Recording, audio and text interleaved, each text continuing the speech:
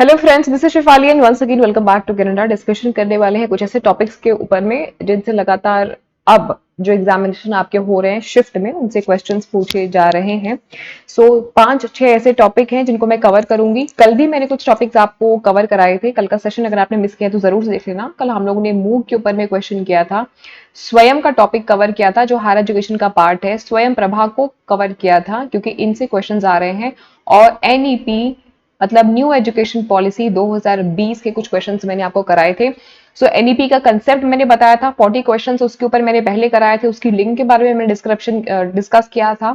Move के मैंने कुछ आपसे 10-15 क्वेश्चन मूव के कराए थे और स्वयं प्रभा के क्वेश्चन कराए थे। और इसके साथ में कुछ इंपॉर्टेंट डिटेल्स भी, जैसे कि एनआईआरएफ की रैंकिंग्स वगैरह हमने कल की वीडियो में डिस्कस किया था। आधे घंटे के वीडियो में सब कुछ डिस्कस मैंने कर लिया था आपसे।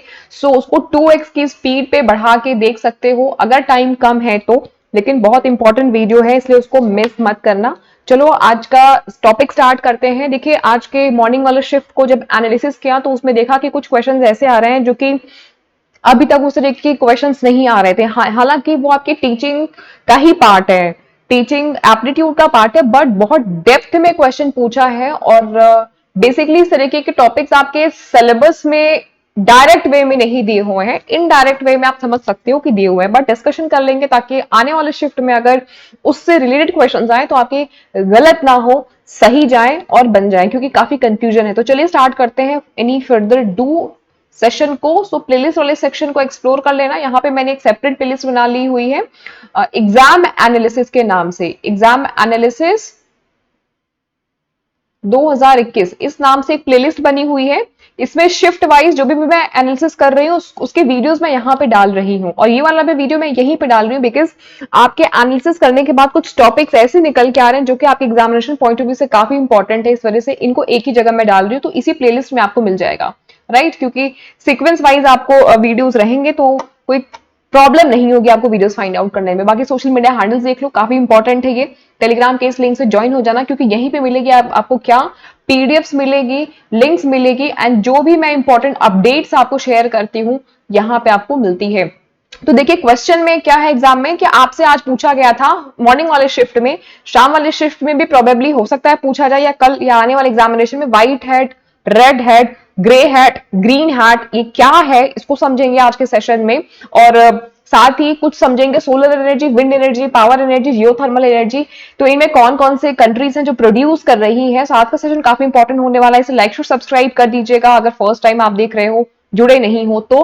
Without any further do let's get started. So इनका शक्ल देख लो, याद कर लो, इनका नाम है क्या, एडवर्ड। पूछ भी सकता है कि ये जो व्हाइट हेड, रेड हेड, ये जो बी थिंकिंग प्रोसेस है, इनके जनक कौन है।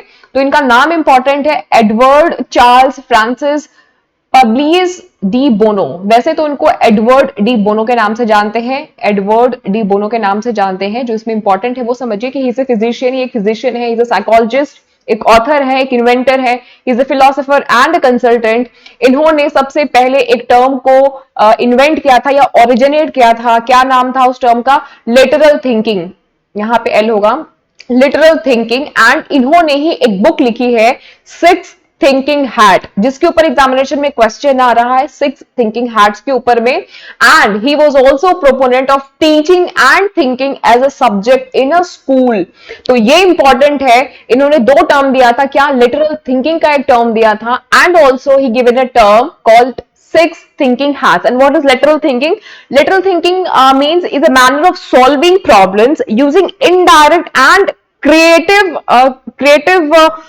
एप्रीहेंशन और क्रिएटिव अप्रोच वाया रीजनिंग। मतलब आप जब किसी समस्या का समाधान निकाल रहे हो तो आप कुछ क्रिएटिव अप्रोच डाल रहे हो, which is not direct, which is not immediate. आप उसमें कुछ क्रिटिकल थिंकिंग लगा रहे हो, कुछ एनालिटिकल थिंकिंग लगा रहे हो, रीजनिंग लगा करके जब आप किसी प्रॉब्लम्स को सॉल्व करते हो। मतलब जो आप ट्रेडिशनल जो एक मेथड है स्टेप बाय स्टेप उसको फॉलो ना करके आप उसमें कुछ क्रिएटिविटी लगा करके किसी प्रॉब्लम को जब सॉल्व करते हो तो उसको बोलते हैं क्या, लिटरल थिंकिंग। इट मीन्स कि manner of solving problem using creative और इनडायरेक्ट अप्रोच। ठीक है, सो ये जो कंसेप्ट था किनके द्वारा दिया गया, लिटरल थिंकिंग के द्वारा दिया गया। यहां पे एक चीज और बताना चाहूंगी माय डियर फ्रेंड्स की एग्जामिनेशन का जो आपका लेवल है वो थोड़ा थोड़ा अब मॉडरेट से डिफिकल्ट की तरफ जा रहा है। जो भी क्वेश्चन आपके आ रहे हैं वो एजर्शन और रीजन के फॉर्म में आ रहे हैं। और एग्जरेशन और रीजन वाले क्वेश्चन आप तभी कर पाओगे जब आपके कंसेप्ट क्लियर होंगे। तो कंसेप्ट से मत भागो, ये नहीं कि मुझे जल्दी जल्दी करना है मैम, फटाफट क्वेश्चन करा दो, जल्दी जल्दी करा दो, हो जाए। जल्दी जल्दी के चक्कर में कंसेप्ट नहीं समझ में आएगा और कंसेप्चुअल क्वेश्चन ही एग्जामिनेशन में आ रहा है, ठीक। तो फास्ट फास्ट के चक्कर में आपकी ट्रेन छूट जानी है, ये चीज ध्यान में रखना। इसलिए चीजों को समझते हुए चलो। अब देखो एडवर्ड डी बोनोस के 6 थिंकिंग हैट, इनको रट लो, याद कर लो, जो भी मन चाहे, जैसे भी याद हो, बस याद हो जाना चाहिए। क्या है, डिस्कशन करते हैं। पहला है क्या, ब्लू हैट प्रोसेस, मतलब पहला दूसरा कुछ नहीं है, ये अलग अलग तरीके के हैट हैं। क्या है मैं समझाऊंगी ये भी। ब्लू हैट प्रोसेस है, फिर येलो हैट है, ग्रीन हैट है, रेड हैट है, व्हाइट हैट है, ब्लैक हैट। एग्जामिनेशन में पूछा था ये कि क्या है ये सारी चीजें। तो देखिए जब भी कोई टॉपिक के ऊपर में आप डिस्कशन करते हो, डिबेट करते हो, तो उसमें कई तरीके की सोच होते हैं, विचार होते हैं, पर्सपेक्टिव होते हैं और कई आइडियाज, आइडियोलॉजी होती है। हर इंसान की अपनी अलग अलग सोच होती है। तो मान लो कि कोई एक टॉपिक के ऊपर में आप डिस्कशन कर रहे हो, 5-6 लोग बैठ कर डिस्कशन कर रहे हो, तो उसमें एक मिक्स सबके आइडियाज आएंगे ना, है ना। तो जो मिक्स आइडियाज आएंगे तो उन्हीं आइडियाज का कैटेगराइजेशन कर दिया गया हुआ है blue, yellow, green, red, white, black के नाम से। अब क्या कुछ है इसको समझो पहले।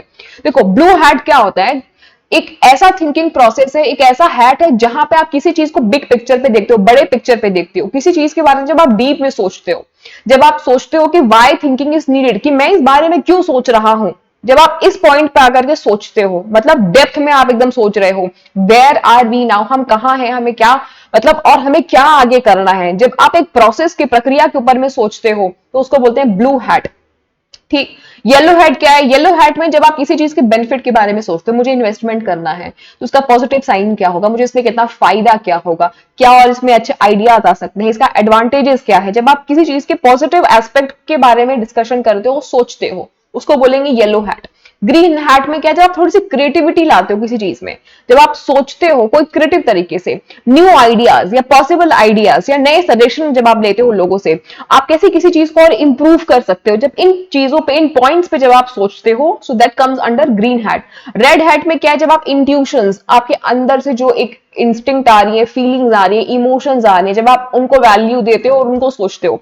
जैसे कोई सोशल टॉपिक है, कोई सोशल टॉपिक है, तो उसमें आपके इमोशंस, आपके वैल्यूज, आपके इंस्टिंक्ट, हंचेस, ये सारी चीजें निकल के आती हैं। आपको लगता है कि यार ये करूंगा, तो फिर उसको इमोशनल लेवल पे आप जब कोई भी चीज क्रिटिकली थिंकिंग करते हो, राइट, तो वहां पे रेड हैट, फीलिंग्स की जहां बात होगी वहां पे रेड हैट की बात होगी। व्हाइट हैट में क्या होता है, एक शुरुआती दौर पे जब आप फैक्ट्स के ऊपर में सीधा साधा सा डिस्कशन करते हो, वॉट डू आई नो, जैसे आपको क्या पता है, what do I need to find out, आप क्या फाइंड आउट करना चाहते हो, मतलब जब आप फैक्चुअल बातें करते हो, how will I get the information I need. जैसे कि कोई टॉपिक है, मान लो कि टीचिंग एप्टीट्यूड ही एक टॉपिक है जिसके बारे में आपको पढ़ना है, तो सबसे पहले क्या आ जाएगा, एक व्हाइट हैट फैक्ट कि भाई आपको टीचिंग एप्टीट्यूड के मटेरियल कहां से मिलेंगे, आपको ये क्यों पढ़ना है और आप इससे क्या जानोगे। इस तरीके के जब आप क्वेश्चंस जब आपके माइंड में आ रहे हैं, इस तरीके के थॉट जब आपके माइंड में आ रहे हैं, तो उसको बोलते हैं क्या, व्हाइट हैट फैक्ट्स, फैक्ट्स के ऊपर में। ब्लैक हैट में क्या होता है, जब किसी चीज के बारे में आप नेगेटिव अप्रोच से सोचते हो या क्रिटिकली आप थिंक करते हो, या आप सपोज करो कि आप जा रहे हो या कोई भी काम कर रहे हो, तो आप उसका एक दूसरा एस्पेक्ट भी देखते हो कि भाई इसका एक गलत एस्पेक्ट भी हो सकता है, कुछ प्रॉब्लम्स भी आ सकती हैं, डिसएडवांटेजेस भी हो सकते हैं। तो इस पूरे एडवर्ड डी बोनोस ने बोला है कि भाई जो हमारा सोच है, विचार है, हम 6 तरीके के अलग अलग सोच विचार करते हैं कोई भी टॉपिक के ऊपर हम जब डिस्कशन करते हैं, प्लानिंग करते हैं या कुछ भी करते हैं। पहले तो हम फैक्ट्स के बारे में डिस्कशन करते हैं कि भाई हमें कहां से फैक्ट्स मिलेंगे, ये सारी चीजें, इसको देख लेना एक बार, पढ़ लोगे तो और क्लियर हो जाएगा।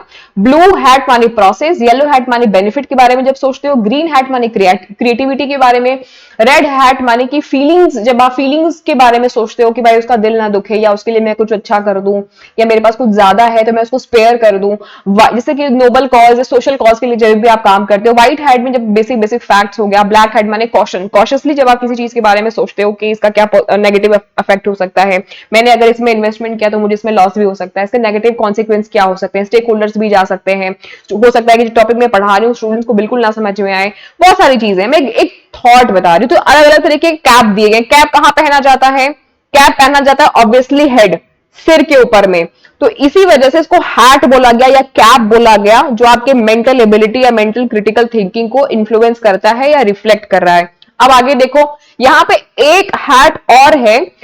बेसिकली आप समझ सकते हो कि जब आप इसको सीक्वेंस में लगाओगे, है ना, जब आप इसको सीक्वेंस में लगाओगे तो सबसे पहला सीक्वेंस क्या आ सकता है, फैक्ट का सीक्वेंस आएगा। फैक्ट को बोलेंगे क्या, व्हाइट हैट।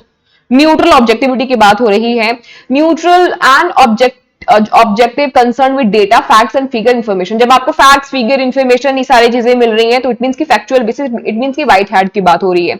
रेड हैट मानी इमोशंस की बात हो रही है, जब आप गट, इंस्टीट्यूशन, हंच, फीलिंग्स की बात करते हो। बेनिफिट की जब आप बात करोगे तो येलो हैट हो जाएगा, ये पॉजिटिवली सोचता है किसी चीज के बारे में, एक जो पर्सपेक्टिव है पॉजिटिव है, ऑप्टिमिस्टिक है, आशावादी है, होप की बात करेगा। आइडिया की जब बात होगी तो ग्रीन हैट हो जाएगा, ये क्रिएटिविटी की बात करेगा, इसमें एनर्जी होगा, ग्रोथ होगा, नए आइडिया होंगे और सुपीरियरिटी की बात होगी। ब्लू हैट में क्या है, प्रोसेस कंट्रोल की बात होगी, स्टार्ट कैसे करना है, फिनिश कैसे करना है, कंट्रोल कैसे करना है, प्लानिंग जब आप करोगे किसी चीज के ऊपर में। ब्लैक हैट क्या होता है, जजमेंट करता है, आप एनालिसिस कर रहे हो, लॉजिकली सोच रहे हो, नेगेटिव पॉइंट्स भी सोच रहे हो, केयरफुली कॉशियस होकर के। एक लास्ट हैट और है जिसको आप बोलते हैं रॉयल हैट। रॉयल हैट जो कि पर्पल हैट भी बोल सकते हो, जो कि इन्वेस्टमेंट के बारे में सोचता है, कमिटेड एंड इन्वेस्टमेंट या इन्वेस्टेड, सब्जेक्टिवली सीकिंग ऑब्जेक्टिविटी। तो इतने हैट्स आपको समझ में आ गए, white, red, yellow, green, then blue, then black and then last one एक सेपरेट हैट जिसको आप बोलते हो क्या, इन्वेस्टेड या रॉयल हैट। ये एग्जामिनेशन में आपसे पूछ सकता है, इसको देख लो। कुछ चीजें और आगे बढ़ते हैं, बड़ी सारी चीजें हैं। व्हाइट हैट में क्या चीजें होती हैं, लिसनिंग, क्वेश्चन करना, डिफाइन करना, ये सारी चीजें जब आप करते हो इनिशियल लेवल पे। रेड हैट में आप परमिशन देते हो और ये सारी चीजें एक बार पढ़ लेना, मैंने आपको फिगर के थ्रू वहां एक्सप्लेन कर दिया है, बट स्टिल अगर आपको लग रहा है कि इसमें और आपको डीप में पढ़ना है तो यहां से आप पढ़ सकते हो, इसकी पीडीएफ में प्रोवाइड कर दूंगी। थोड़ा सा आगे बढ़ते हैं और देखते हैं कि एग्जामिनेशन में रीन्यूएबल रिसोर्सेज से भी क्वेश्चन आ रहे हैं। तो सबसे पहले समझिए कि 5 आपके मेजरली 5 रीन्यूएबल रिसोर्सेज हैं, that is biomass energy such as ethanol है, फिर hydro power and geothermal power, wind energy and solar energy. These 5 energy are the top 5 examples of renewable energy. ethanol कहां से आता है, बेसिकली ethanol आपका corn से या जो आपका वो होता है चावल है ना, चावल की जो खेती होती है वहां से, और कॉर्न और जो अदर प्लांट्स होते हैं वहां से इथेनॉल जनरेट होता है, राइट। पैडी, पैड से जनरेट होता है, पैडी से एंड कॉर्न से और अदर प्लांट से इथेनॉल आपका बेसिकली जनरेट होता है। तो ये थोड़ा सा इंपॉर्टेंट है। अब यहाँ पे जो चीज इंपॉर्टेंट है क्वेश्चन एग्जामिनेशन के पॉइंट ऑफ व्यू से, क्या हाइड्रो इलेक्ट्रिक पावर की अगर बात करें, ये भी आपका क्या है, देखो यहाँ पे क्या है, 5 है, solar, wind, geothermal, hydro power, bio energy. अब फटाफट से देखेंगे कि कौन कौन से कंट्री या कौन कौन से स्टेट ज्यादा प्रोड्यूस करते हैं इंडिया में, क्योंकि क्वेश्चंस आ रहे हैं इस एग्जामिनेशन में। सबसे पहले हाइड्रो पावर को देख लेते हैं। तो टेहरी हाइड्रो पावर प्रोजेक्ट जो कि आपका उत्तराखंड में है, टॉप पर है hydro electric power plant India में।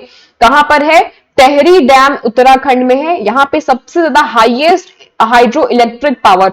सो हाइड्रो पावर कह लो, हाइड्रो पावर या हाइड्रो इलेक्ट्रिक पावर या हाइड्रो इलेक्ट्रिसिटी एक ही चीज है। तो सबसे ज्यादा कहां पे टॉप पे कौन है, टेहरी डैम उत्तराखंड में है टॉप पे। ये कितना प्रोड्यूस कर रहा है, 2400 मेगावाट के आसपास प्रोड्यूस कर रहा है, लेटेस्ट आपकी जो इन्फॉर्मेशन उसके अकॉर्डिंग। सोलर एनर्जी की बात करें तो राजस्थान टॉप कर रहा है, इसको ध्यान में रखना। अभी कुछ 8 महीने पहले तक गुजरात टॉप कर रहा था, 2021 की बात मैं बता रही हूं, कर्नाटका टॉप कर रहा था और फिर गुजरात था, लेकिन ये नंबर्स चेंज होते रहते हैं। तो फिलहाल यानी करंट में अभी राजस्थान टॉप कर रहा है। तो कितना है, कितना ये प्रोड्यूस कर रहे हैं इलेक्ट्रिसिटी सोलर एनर्जी के थ्रू, सो 7,737.95 मेगावाट इनका प्रोडक्शन क्या है। सबसे 1 पे कौन है, राजस्थान है, फिर आपका कर्नाटका है, देन आपका गुजरात है, फिर चौथे नंबर पे तमिलनाडु है, 5वें नंबर पे आंध्र प्रदेश है। ध्यान में रखिएगा, सोलर एनर्जी की बात हो रही है, मोस्ट इंपॉर्टेंट क्वेश्चन है guys examination point of view से। राजस्थान टॉप कर रहा है, इतना प्रोड्यूस कर रहा है 7737.95। कर्नाटका कितना कर रहा है, 7476। थोड़ा सा ही डिफरेंस है, हो सकता है कुछ टाइम के बाद में कर्नाटका अगेन नंबर 1 पे आ जाए। कुछ 8 महीने पहले कर्नाटका जो था नंबर 1 पे था, क्योंकि देखिए यहाँ पे लिखा भी है द स्टेट हैज एडेड, मतलब राजस्थान ने लगभग 2340.47 मेगावाट ये प्रोड्यूस किया, अलग से इन्होंने सोलर इंस्टॉल कैपेसिटी को बढ़ाया है 8 महीने के अंदर में। 8 महीने पहले कौन टॉप कर रहा था, कर्नाटका। तो अभी जो इंपॉर्टेंट है वो याद रखो, राजस्थान पहला, कर्नाटका दूसरा, तीसरा गुजरात, चौथा तमिलनाडु, 5वां आंध्र प्रदेश। ये इंपॉर्टेंट है, मोस्ट इंपॉर्टेंट है। विंड एनर्जी में कौन टॉप कर रहा है, तमिलनाडु विंड एनर्जी में टॉप कर रहा है। कुछ टाइम पहले गुजरात कर रहा था, बट फिलहाल कौन कर रहा है? तमिलनाडु कर रहा है, दूसरे नंबर पे गुजरात है, फिर महाराष्ट्र है, कर्नाटका है, राजस्थान है। ये डेटा उसको एक बार आप और टैली करना चाहो तो कर सकते हो, मेरे पास जो ऑथेंटिक डेटा है वो मैं आपसे शेयर कर रही हूँ।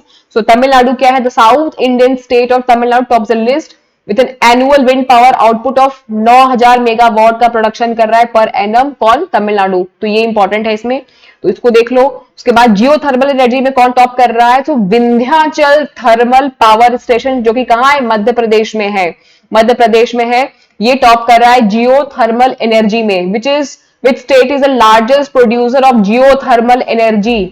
कौन सा है? Vindhyachal thermal power station, Madhya प्रदेश। ये कौन सी जगह पे है? सिंगरौली एक डिस्ट्रिक्ट है आपके मध्य प्रदेश में, जहां पे 4760 मेगावाट करंटली प्रोड्यूस हो रहा है और बिगेस्ट थर्मल पावर प्लांट है इंडिया में। टोटल 7 हैं इंडिया में जियो थर्मल एनर्जी पावर प्लांट्स, और इसमें ये जो है बेसिकली ये वाला जो है Vindhyachal thermal power station Madhya Pradesh में ये टॉप कर रहा है। ये coal based power plant owned and operated by NTPC, NTPC national thermal power corporation के थ्रू ऑपरेट किया जा रहा है। बायोमास देख लो, बायोमास कौन सा स्टेट है जो लीड कर रहा है? तो छत्तीसगढ़ में सबसे ज्यादा बायोमास के प्रोजेक्ट्स हैं, छत्तीसगढ़ लीड कर रहा है पहले नंबर पे, दूसरे नंबर पे मध्य प्रदेश है, तीसरे पे गुजरात है, चौथे पे राजस्थान है, पांचवे पे तमिलनाडु है। बहुत इंपॉर्टेंट है। कुछ टॉप कंट्रीज है, मतलब इसको भी देख लो, जो कि जियो थर्मल पावर के उस हिसाब से पूछा गया हुआ है। देखो जियो थर्मल यहाँ पे बताया ना, जियो थर्मल कौन प्रोड्यूस कर रहा है? मध्य प्रदेश। लेकिन जियो थर्मल हमारे इंडिया में उतना ज्यादा नहीं है। सबसे ज्यादा कौन से कंट्री में है ये भी पूछ सकता है, तो यूएस में सबसे ज्यादा है, फिर इंडोनेशिया में, फिलीपींस में, टर्की में, न्यूजीलैंड में। ठीक है, तो ये इंपॉर्टेंट है कि यूएस टॉप पे है कंट्री के वाइज अगर देखे तो। बस आज के सेशन में सिर्फ इतना ही, क्योंकि ये कुछ क्वेश्चन थे, इंपॉर्टेंट क्वेश्चन थे जो एग्जामिनेशन में कंटिन्यूअसली पूछे जा रहे हैं आपके हर शिफ्ट में। सो जो इंपॉर्टेंट था, white head, black head, blue head बर्नों का जो था वो इंपॉर्टेंट था, क्योंकि स्टूडेंट्स को कंफ्यूजन था। सेशन अगर सच में इंफॉर्मेटिव लगा हो, पसंद आए हो, तो लाइक शेयर सब्सक्राइब करिएगा फर्स्ट टाइम देख रहे हो तो, क्योंकि इसी तरीके के इंफॉर्मेटिव वीडियोस और जो भी आपसे शिफ्ट में क्वेश्चंस पूछे जा रहे हैं वो एनालिसिस के दौरान हम आपको अलग से कराते हुए चल रहे हैं। बाकी ऑल द वेरी बेस्ट। कोई क्वेश्चन है, क्वेरी है, कमेंट है, जरूर से कमेंट बॉक्स में ड्रॉप करना। आप सभी लोगों की जो भी आगामी एग्जाम है उन सभी के लिए शुभकामनाएं हैं। कल आप जितने भी बच्चों का एग्जामिनेशन है उनके लिए ये सेशन काफी इंपॉर्टेंट है, क्योंकि कुछ टॉपिक्स इसमें एड ऑन हुए हैं। तो सेशन पसंद आया हो तो ज्वाइन हो जाना हमसे, लाइक शेयर सब्सक्राइब कर देना, पैशनेट बनिए, अपना मोटिवेशन खुद बनिए, तैयारी जितनी भी है आपकी उसको रिवीजन करिए, और आप सभी का जो एग्जामिनेशन है मेरी शुभकामनाएं हैं, बहुत ही अच्छा जाने वाला है। मिलेंगे हम अपनी 9 बजे वाली क्लास में वापस से पुणे। तो अपना ख्याल रखिए, tata, goodbye, all the very best and get success.